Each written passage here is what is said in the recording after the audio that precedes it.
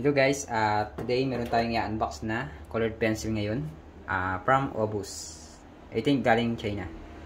200 colors colored pencil sa halagang 1K. Yes, 1K lang from Lazada.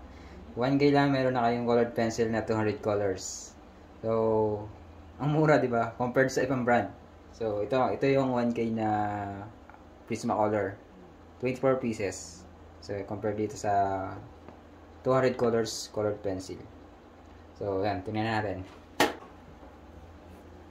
So, ano tong papel na to? Special color card for art. Dito nyo i-check yung yung kulay ng pencil kung tama. Tsaka yung bilang. From 1 to 200. Tapos, meron pa siyang ang galing meron pa siyang free sharpeners na dalawa.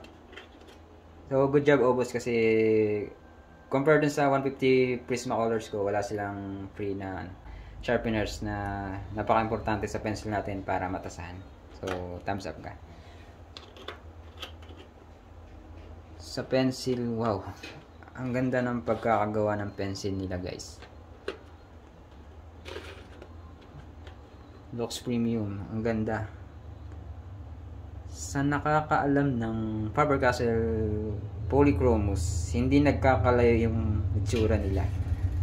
Na alam naman natin na yung dun sa nakakaalam ng presyo ng Polychromos, I think nasa 15,000 yung set nun ng pencil na yun. Grabe, ang mahal nun. So, sabi nila nasa 4 layers daw to.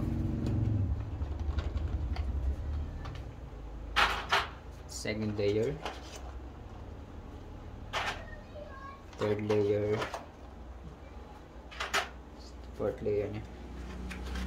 Yung pagkakagawa niya hindi mo akalaing 1K lang Hindi lang binasta-basta yung pagkakagawa nila. May nakalagay pang high quality. Check natin dun compare natin siya sa Prismacolor ko. Ito guys, ito yung Prisma.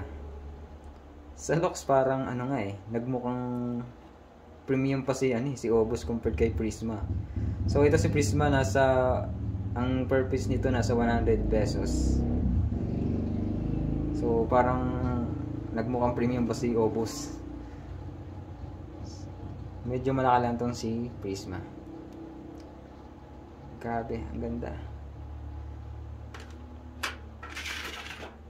So, yun nga, wala pa ako nakikitang review rito sa pencil na to. Kaya excited na lang akong gamitin to sa mga gagawin kong mga realism art. Kung kaya niya bang may pagsabahan kay Prisma.